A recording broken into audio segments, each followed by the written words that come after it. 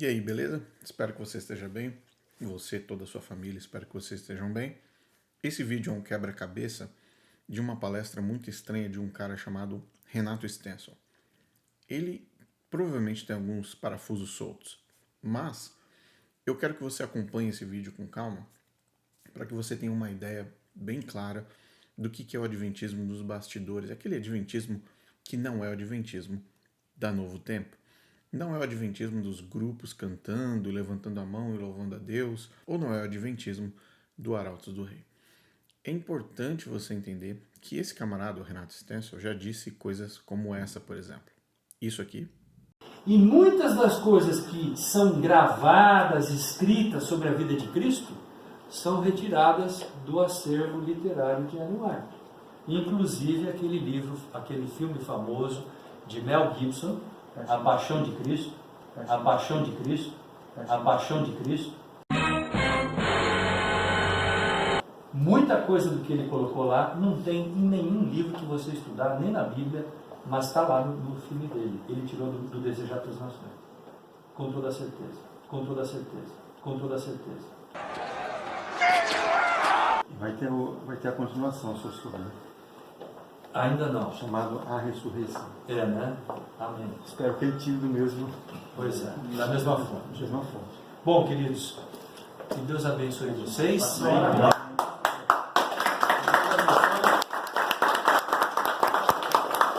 E isso aqui.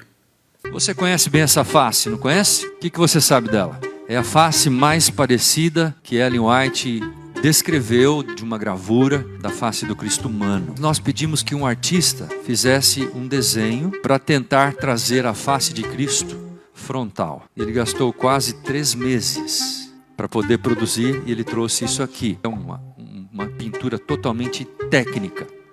Ele entrevistou vários artistas da CPB, fora da CPB, para chegar a essa produção. E eu quero mostrar agora a produção final. Está aí, ó. E graças à associação ministerial, vocês vão receber cada uma dessa face impressa. Tá bom? Um presente da associação ministerial, já trouxemos aí. Vocês vão receber gratuitamente.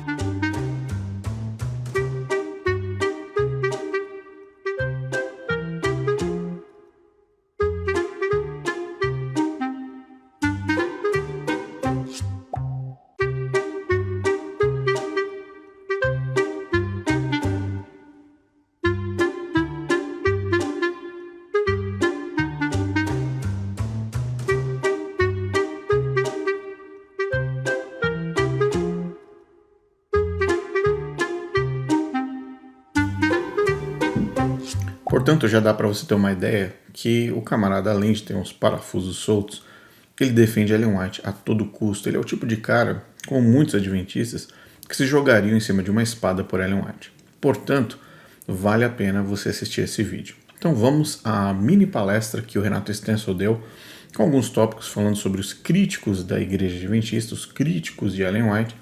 E eu separei alguns pontos que valem a pena ser destacados. Eu acho que você vai gostar. Portanto, vamos começar agora. Eu volto de vez em quando para conversar com vocês, mas o centro geral do vídeo está baseado, centralizado nessa palestra estranha do Renato Stencil. Bom, pega a pipoca e se prepara. Além disso, muita gente fala também a questão da desordem nervosa, que quando ela tinha visão, ela estava no estado de quê? De epilepsia. Imagina que o epilético pode ter uma visão.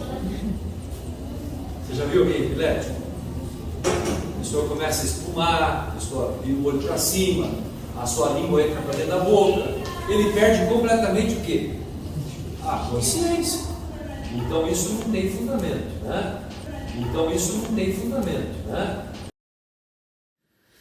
Muito bem. Então ele apresenta um cenário onde os acusadores, na verdade, de Ellen White, estão acusando Ellen White de epilepsia.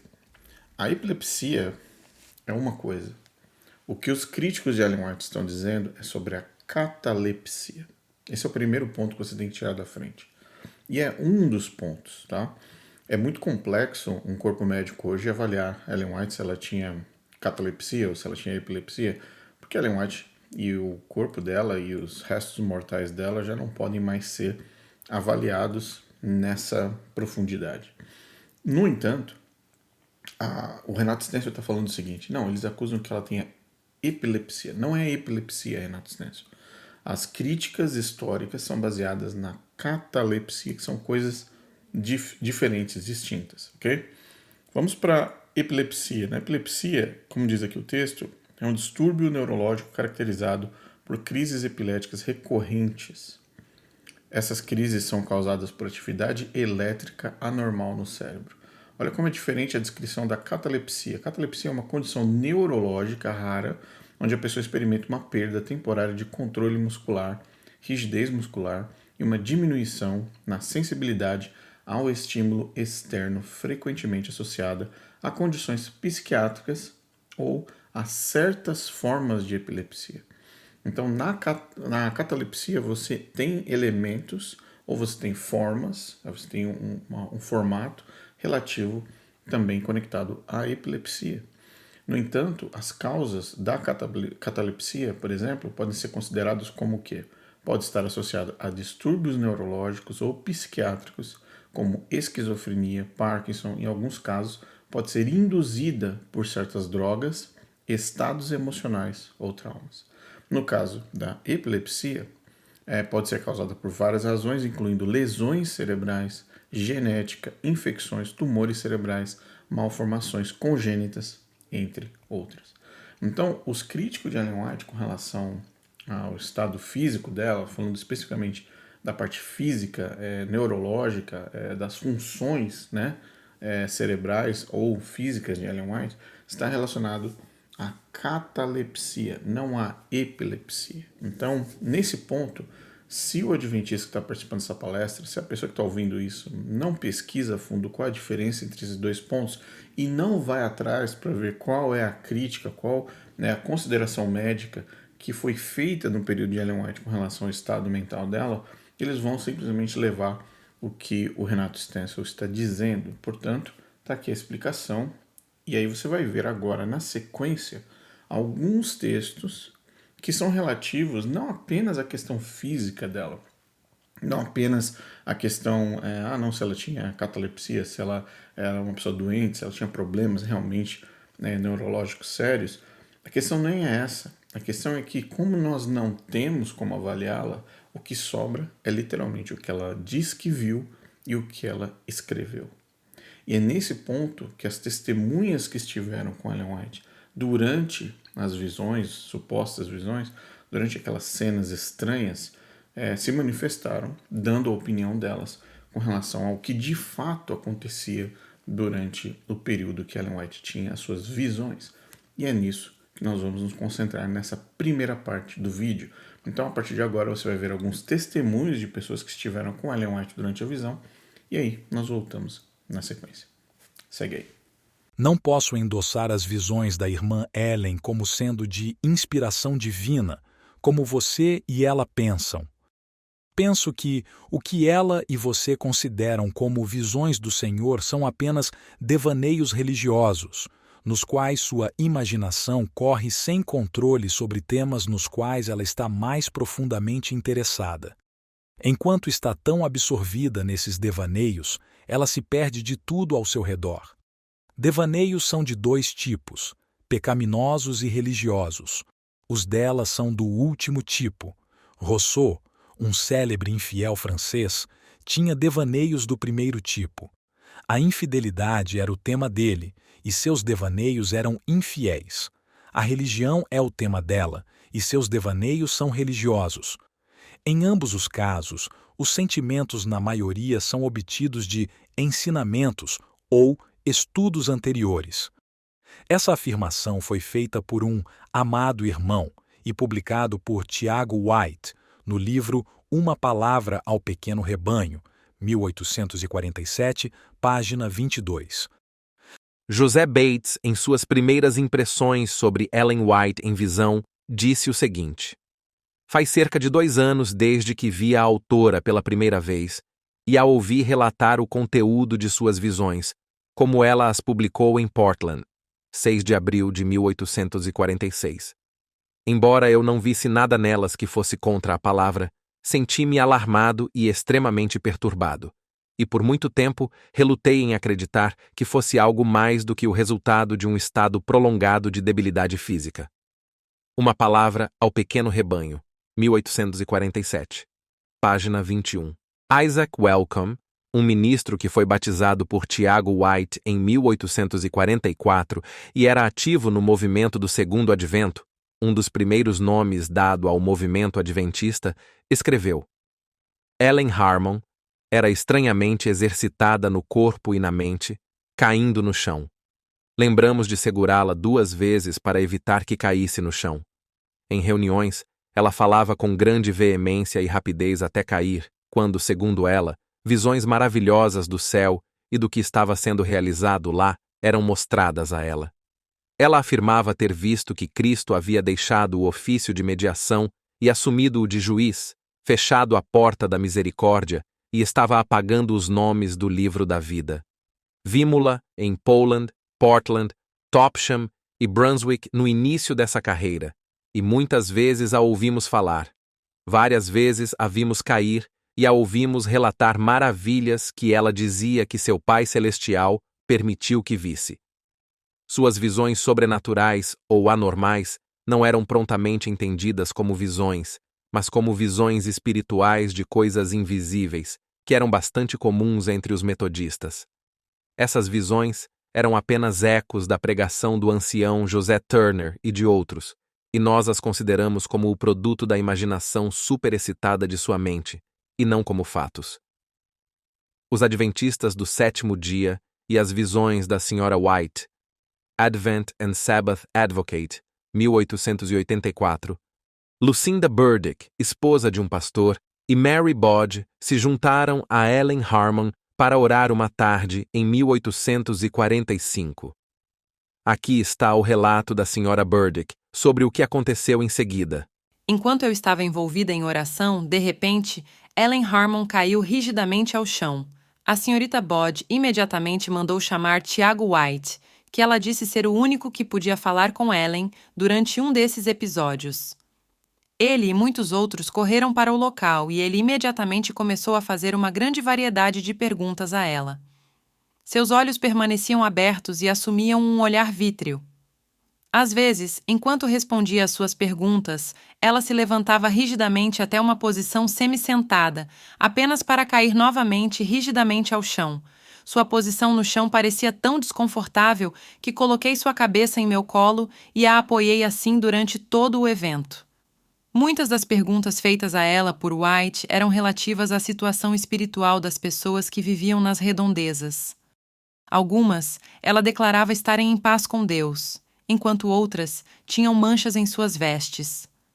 Era notável que as manchadas eram aquelas que rejeitavam suas visões ou hesitavam em aceitá-las completamente. Essa condição de transe durou mais de 1 hora e alguém sugeriu que o orvalho acumulado poderia fazê-los pegar um resfriado. White disse: "Acho que será a vontade do Senhor tirá-la disso." E imediatamente ela se levantou e assumiu seu comportamento normal. Logo depois disso, tanto a confiança quanto o interesse nesse casal fanático desapareceram, pois as visões não eram apenas infantis e desprovidas de sentido, mas absolutamente contraditórias. Considerável escândalo foi criado pela intimidade entre esse homem e essa mulher, mas as conversas, gradualmente, diminuíram após o casamento deles em 1846, cerca de 1 ano após o incidente relatado. Carta de Lucinda Burdick, Bridgeport, Connecticut, 26 de setembro de 1908. Conheci Tiago White e Ellen Harmon, agora Sra. White, no início de 1845. Na época em que os conheci, eles estavam em um fanatismo selvagem. Costumavam sentar no chão em vez de cadeiras e rastejar pelo chão como crianças pequenas. Tais excentricidades eram consideradas um sinal de humildade. Eles não eram casados, mas viajavam juntos. Ellen estava tendo o que se chamava de visões. Dizia que Deus lhe mostrou em visão que Jesus Cristo ressuscitou no 10º dia do 7º mês de 1844, e fechou a porta da misericórdia. Tinha deixado para sempre o trono de mediação. O mundo inteiro estava condenado e perdido, e nunca mais poderia haver outro pecador salvo. Muito em breve, ela fingiu ver que o sábado devia ser guardado como o sabá. Suas visões eram algo novo, e parecia que inicialmente não havia oposição decidida a elas nas diferentes igrejas por onde viajavam. Elas causaram muita discussão e agitação, e todos pareciam dispostos a investigar. Mas depois de um tempo, suas visões começaram a conflitar umas com as outras. Foi verificado por mim e por outros que a viram em visão que ela podia se lançar em visão quando quisesse. Isso ela confessou, mas que Tiago White podia controlá-las e trazê-la de volta quando quisesse. Lucinda Burdick, citada em Miles Grant, An Examination of Mrs. Ellen White's Visions, Boston, Advent Christian Publication Society, 1877. Já faz cerca de 20 anos ou mais desde que estivemos associados com a Sra. White. Mas lembramos muito bem que suas primeiras visões ou visão foram contadas tanto por ela mesma quanto por outros, especialmente pela Sra. White, em conexão com a pregação da porta fechada, e serviram para substanciar a mesma. Sob essa influência, e pregando as visões, ela, em visão, viu N. J. Reed e Israel Demon, no reino, em um estado imortal e coroados. Depois disso, ela os viu finalmente perdidos. Como ambas poderiam ser verdadeiras? Eu acho que uma era tão verdadeira quanto a outra, e que Deus nunca lhe disse tal coisa. Israel Demon, citado em Miles Grant, An Examination of Mrs. Ellen White's Visions, Boston, Advent Christian Publication Society, 1877. Todos que estão familiarizados com os fenômenos das visões, como são experimentadas pelo Sr. H.A.J. Davis e pela Sra. White, perceberão prontamente. Suas visões não são nada mais, nada menos do que êxtase espontâneo, que é o estado mais elevado de clarividência. Observamos, concluindo este ponto, que de tudo o que sabemos por observação pessoal e experiência, de um conhecimento dos chamados mistérios ocultos e da palavra de Deus, é perfeitamente evidente que essas visões estão sob aquela influência comumente chamada de mesmerismo. Nosso conselho é investigar suas doutrinas com cuidado, de forma sincera e cristã, mas seja muito cauteloso quanto a se deixar mesmerizar. H.S. Gill, ed. Mesmerized, Hope of Israel, Volume 1, número 10, 24 de março de 1864, página 4. Vi a Sra. White em visão várias vezes entre 1852 e 1859.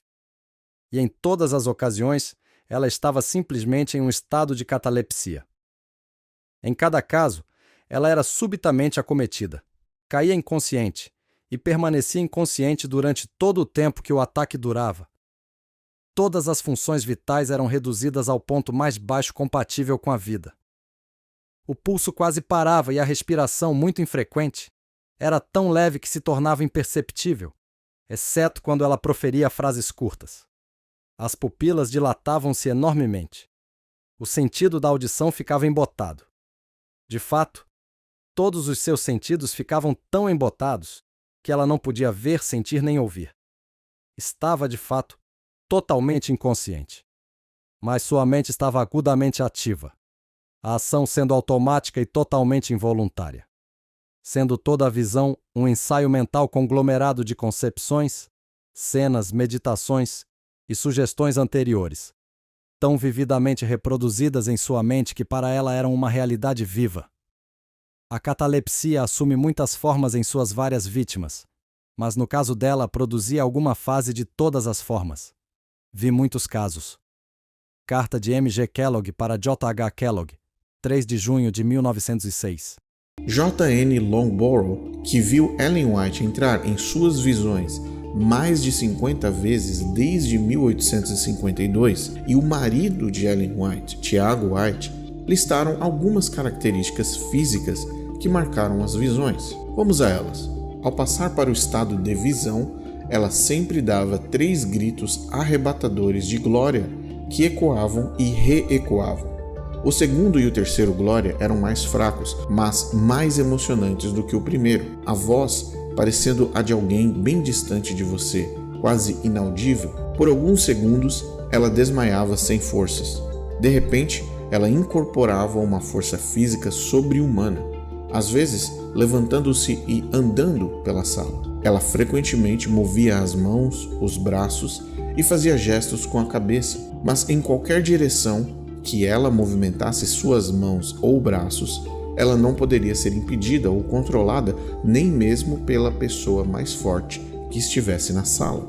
Ela não respirava durante todo o período de uma visão que variava entre 15 minutos e 3 horas. No entanto, o seu pulso batia regularmente e seu semblante permanecia como em um estado natural. Por último, quando ela saía da visão, tudo ao nosso redor ficava numa escuridão total, mesmo se toda a visão acontecesse durante o dia ou em qualquer quarto bem iluminado à noite. Durante o momento de escuridão ou escuridão no ambiente, ela gritava de forma prolongada e profunda a palavra dark, que significa escuro ou escuridão. Em seguida, ela ficava flácida e sem forças no chão. Para ajudar você a ter uma ideia básica de como esse evento ocorria, pedimos a uma atriz que tentasse reproduzir essa cena. De antemão, nós agradecemos a Mary, que mora na Argentina e que se disponibilizou a encenar alguns pontos dessa descrição, principalmente o último item. Assista à dramatização a seguir, lembrando que é apenas uma dramatização do que acontecia com Ellen White.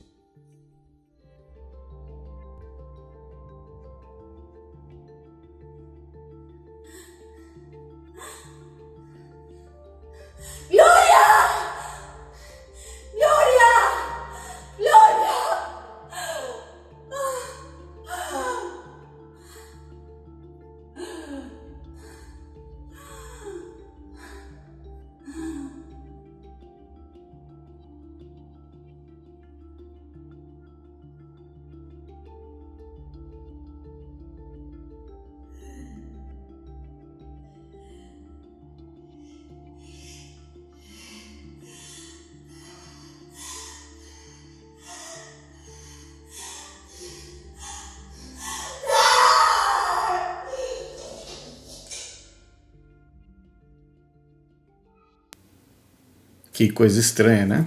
Muito estranho.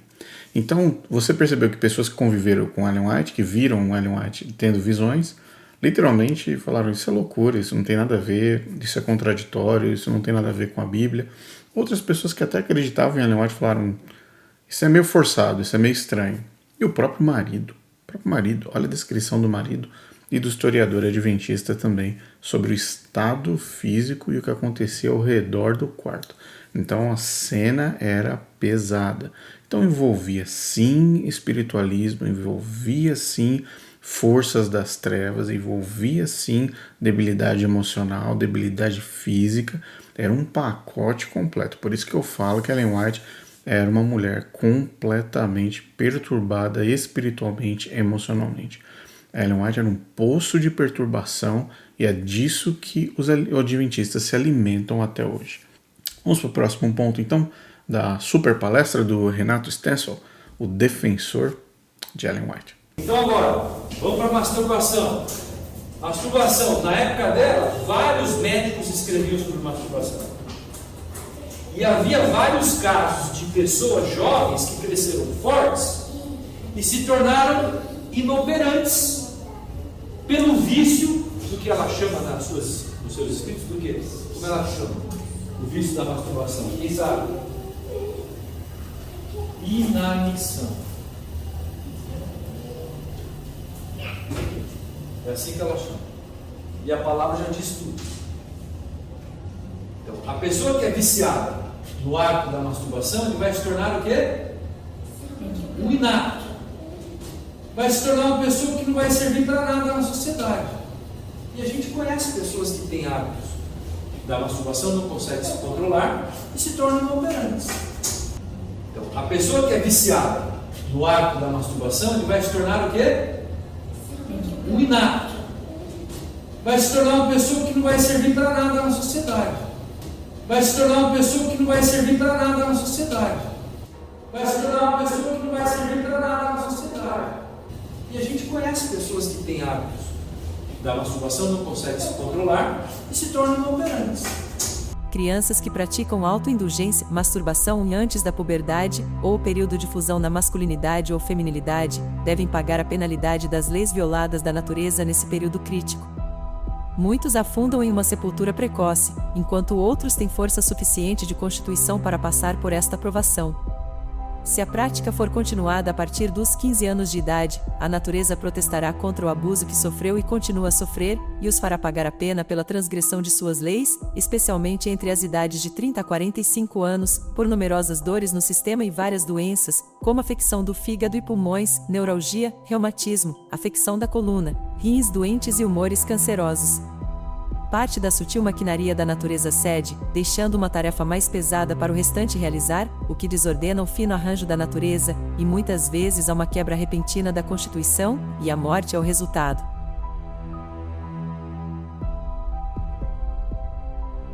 Seu caso me foi mostrado em visão. Vi que ele estava enganado a respeito de si mesmo, que não tinha o favor de Deus. Ele havia praticado autoabuso até ser um mero naufrágio da humanidade. Este vício me foi mostrado como uma abominação aos olhos de Deus. Não importa quão elevada seja a profissão de fé de uma pessoa, aqueles que estão dispostos a se dedicar à satisfação da concupiscência da carne não podem ser cristãos.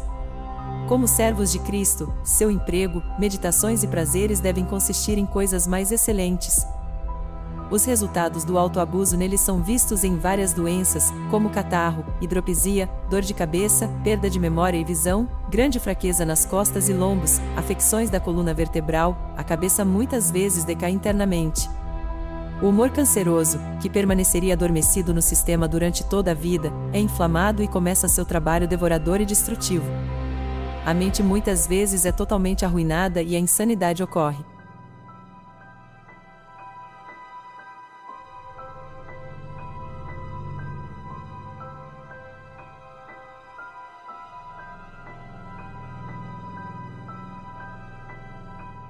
Olá, eu sou o Dr. Juliano Plastina e esse é o Urologia Descomplicada. Então hoje eu vou esclarecer uma dúvida que a gente vê com uma certa frequência, não muito no consultório, mas na internet, as pessoas perguntando se a relação entre masturbação e câncer de próstata. Será que se masturbar demais dá câncer de próstata ou não se masturbar dá câncer de próstata? Então isso é uma coisa que já foi estudada e estudada há muito tempo dentro da urologia. Porque a próstata basicamente serve para produzir uma parte do esperma. Então a próstata produz uma pequena fração do líquido espermático, a vesícula seminal também produz a maior parte, só que esses dois órgãos são responsáveis pela totalidade do sêmen, que é expelido. E quando você se masturba, você expele esse sêmen. Então, claro que é natural existir essa dúvida. Será que se você produzir muito sêmen, produzir menos, você vai ter câncer de próstata? Então, não. Tá? Não existe relação entre masturbação e câncer de próstata, seja mais, seja menos. Por que essa dúvida?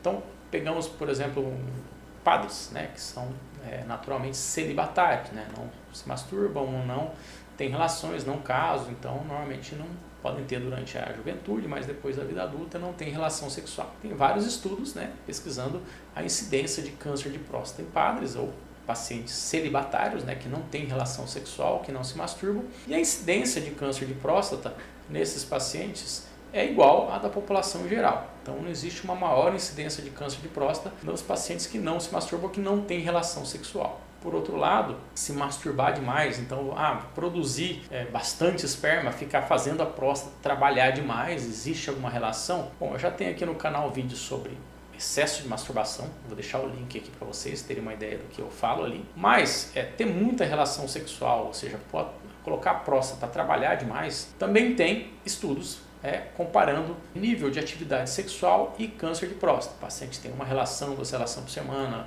masturbação 2 por dia, 3 por dia, o paciente que tem uma relação por mês, se esses pacientes têm uma chance maior de câncer de próstata. Também não viram relação entre o número de vezes, né? Se você tem muito mais relação sexual, você tem muito mais ejaculações e a relação direta com a incidência de câncer de próstata.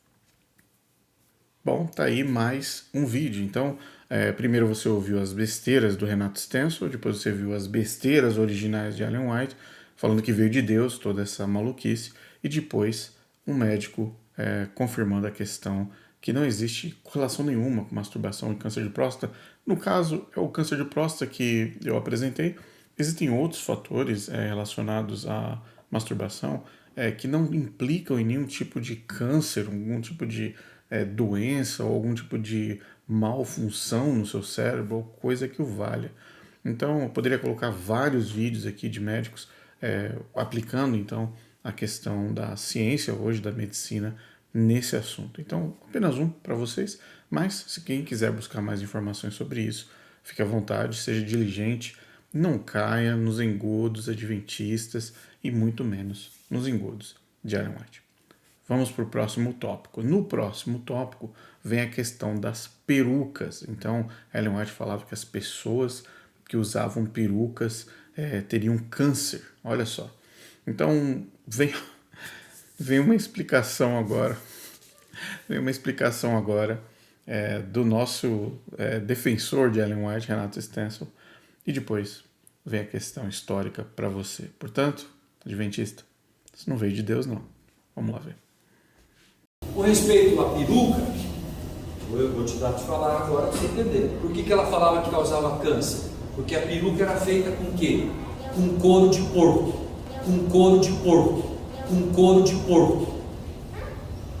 Então eles cortavam um pedaço de couro redondo. Normalmente o couro estava cru, não tinha sido secado ainda. Eles pegavam um cabelo de gente morta, cortavam o cabelo da gente morta, colocavam naquele pedaço de couro cru, de porco, e punham na cabeça da pessoa.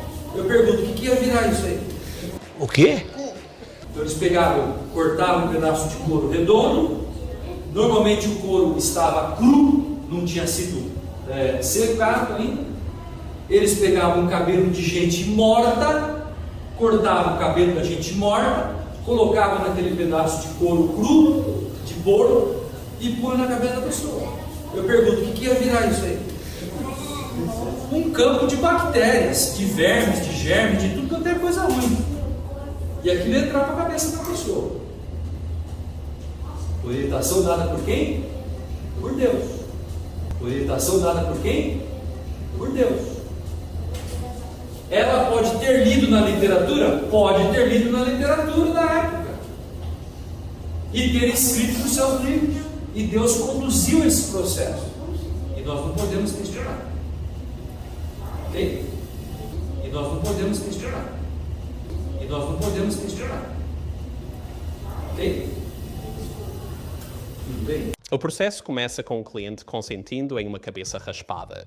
Depois de raspar a cabeça, medimos para determinar quaisquer caroços, inchaços, indentacóis e extrapolamos isso em um bloco. Cabeça. Depois que temos esse bloco e a fita de contorno fixada no lugar para realmente ajustar a forma, puxamos uma seda ou linho feito à mão. Rede é feita como uma rede de pesca em uma escala fina sobre essa forma e costura junto. Depois, medimos mais e vamos para a estrutura de trança, onde tecemos um pouco de cabelo de cada vez em 3 fios de seda. Usamos linhas para construir as fileiras individuais ou tramas de cabelo, e essas tramas são costuradas individualmente, uma por uma, muito parecido com o telhado de uma casa, trabalhando de baixo para cima e para a frente, da nuca até o pico na testa. Uma peruca completa pode ter de 10 a 100 tramas de cabelo, mas geralmente encontramos de 25 a 60 tramas. As 2 últimas tramas de cabelo são costuradas ao redor do perímetro externo da peruca, uma vez que a peruca quase pronta está fora do bloco. E essas últimas tramas escondem qualquer trabalho de borda. A ideia de uma peruca feita de pele crua, não tratada e sangrenta com cabelo humano anexado parece altamente implausível por várias razões. Durante o século XIX, a fabricação de perucas era uma arte refinada com técnicas e padrões específicos voltados para criar uma aparência natural e esteticamente agradável. Aqui estão alguns pontos a considerar: práticas históricas de fabricação de perucas, higiene e praticidade. O uso de pele crua, não tratada e sangrenta seria altamente anti-higiênico e impraticável. O cheiro, o potencial de infecção e a rápida decomposição tornariam tal peruca inutilizável. Adequação do material. A pele animal crua não é uma base adequada para uma peruca. Ela não possui as propriedades necessárias para um ajuste estável e confortável e não forneceria uma boa base para prender o cabelo. Renda e algodão eram usados porque eram leves, respiráveis e podiam ser facilmente moldados e costurados. Artesanato. Os fabricantes de perucas do século XIX eram artesãos habilidosos que seguiam métodos precisos para garantir a qualidade e o realismo de seus produtos. O artesanato envolvia trabalho delicado com materiais adequados que pudessem suportar o estilo e o uso. Normas culturais e sociais. Padrões estéticos. O século XIX tinha padrões estéticos rigorosos, especialmente entre as classes superiores, que eram os principais usuários de perucas. Uma peruca feita de pele animal crua não atenderia a esses padrões. Questões de saúde. Havia uma crescente conscientização sobre higiene e saúde durante esse período. O uso de pele não tratada e sangrenta apresentaria sérios riscos à saúde, o que seria inaceitável, especialmente entre os consumidores mais afluentes e conscientes da saúde.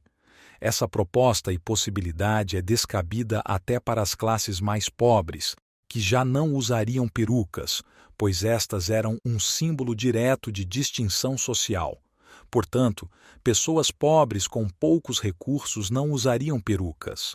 Outro fator é que as perucas eram utilizadas por pessoas que participavam de círculos sociais de classe, e uma prática dessa natureza seria descabida, pois exporia a nojeira e a ausência total de higiene, trazendo vergonha e vexame à pessoa que tentasse utilizar esse método. Muito bem, muito bem. Então você acabou de ver como de fato as perucas eram construídas no século XIX. Gente, século XIX, apesar de ter todas as características de um período com pouca tecnologia pública, pouca acessibilidade, enfim, todas as dificuldades que o século XIX apresentava, em âmbitos de produção artesanal, como o próprio pai de Ellen White, que era um chapeleiro, existiam técnicas avançadas que são utilizadas até hoje para a produção desses produtos, desse tipo de mercadoria. Então, a evolução da tecnologia na produção artesanal ela é evidente porque se usa perucas, ou se usam perucas, há muitos e muitos e muitos séculos. Os egípcios usavam perucas. Então, com todo respeito às pessoas que acreditam que isso veio de Deus, essa história de usar peruca dá câncer, e esse argumento do Stencil que era de uma pele de um porco, do couro não tratado, com cabelos de gente morta enfiado no meio do couro do porco, colocados em cima. Gente, é difícil, é muito difícil não dar risada, não rir de uma situação dessa. E as pessoas estão dentro da igreja adventista sendo submetidas a esse tipo de humilhação intelectual. Isso é uma humilhação intelectual. Você adventista, você é humilhado quando uma pessoa dessa estirpe vem apresentar uma situação dessa natureza. Okay? Pessoas que muitas vezes não têm conhecimento histórico básico simplesmente caem nesse engodo. Então, produção artesanal no século XIX não é diferente de muitas práticas artesanais dos dias de hoje. Agora, você imagina um aristocrata, uma pessoa de posição na sociedade, simplesmente uma pessoa que tem ali as suas posses no século XIX, usando uma pele, um couro de porco. Ok. Portanto, se houve alguém que tomou essa iniciativa de transformar a pele de um porco, do couro, em peruca, com todo respeito, essa pessoa tinha o mesmo grau de maturidade intelectual de Ellen White e do Renato Stencil. Por favor, gente, por favor. Isso não faz parte nem da história do artesanato. Existem centenas de livros sobre artesanato que eles dão o nome de Wig Maker. Wig Maker. W-I-G Maker. Procure, pesquise essa literatura. Você vai ver como as técnicas eram aplicadas. Isso não existe. Isso não existe. Ellen White criava qualquer coisa para os adventistas, os pobres adventistas acreditarem. Então, fica aí mais um. Por último, uma última entrada dele. Essa palestra é cheia de horrores, mas eu separei esses pontos porque eu creio que é importante destacar. Mas, o fechamento, vem aí. Eu sou professor e falo toda vez para os meus alunos, se vocês saírem do seminário com mais incertezas, com mais dúvidas do que convicções e certezas, alguma coisa está errada. Entenderam o que eu falei? Se você sai de um culto, de uma pregação, com mais dúvidas do que com certezas, alguma coisa está errada. Porque dúvida não tem a ver com Deus. Porque dúvida não tem a ver com Deus. Deus não é o Deus da dúvida. Deus não habita no campo das dúvidas. Deus habita no campo do quê? Da verdade. Por favor, dúvida não tem nada a ver com Deus. Dúvida não tem nada a ver com Deus. Dúvida não tem nada a ver com Deus. Por fim, galera, para fechar esse vídeo, bem longo, né? Desculpa aí o tamanho do vídeo, mas vamos lá. Eu escrevi um texto aqui que eu acho que é bem interessante para a gente refletir sobre a questão de dúvida não vem de Deus, Deus não mora na dúvida, etc, etc. Quando Deus nos pede para testar os espíritos, testar os profetas, é porque em algum momento, nós tivemos dúvida a respeito da veracidade do que vem daquele indivíduo, daquela pessoa, daquele profeta, daquele espírito, daquele ser humano. Testem. Por que testar? Para que você tenha certeza. Testem para que vocês tenham certeza. A questão de Deus não vive na dúvida. O nível de falácia desse indivíduo é muito grande. Mas eu vou colocar aqui, eu vou ler o texto aqui para vocês, porque eu acho que vai ficar mais prático. E eu vou parar de esticar muito o vídeo, lendo o texto, e aí a gente faz uma aplicação no final. O texto é o seguinte: a dúvida é uma experiência humana comum. Mesmo entre os fiéis, ao longo da Bíblia, vemos inúmeros exemplos de indivíduos que enfrentaram a dúvida. Mas Deus trabalhou com eles para revelar a sua vontade, obra e a sua graça. Primeiro exemplo, nós temos Gideão. Ele duvidou da sua chamada para salvar Israel de quem? Dos midianitas. Gideão pediu sinais a Deus e Deus respondeu pacientemente, fornecendo os sinais de que ele precisava. Quem precisava dos sinais? Gideão. Ele teve a dúvida, mas Deus deu o quê? A certeza. Essa certeza levou o Gideão a confiar e seguir o plano de Deus. E no final, o Gideão foi vencedor através do poder de Deus. Outro que duvidou, Tomé.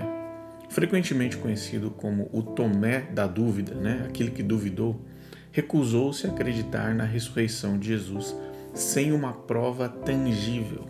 Jesus apareceu a ele, convidou-o a tocar nas suas feridas. A dúvida de Tomé se transformou em uma profunda declaração de fé. Ele disse: meu Senhor e meu Deus. Está em João 20, de 24 a 29. Então Jesus estava na frente de uma pessoa que tinha o quê? Dúvida. Ele falou: vem aqui então, toca aqui nas minhas feridas. Toca aqui para você ver que realmente eu sou Cristo. Ele rechaçou Tomé. Ele chutou Tomé para fora e falou: agora pronto, Tomé, acabou para você. Não, né?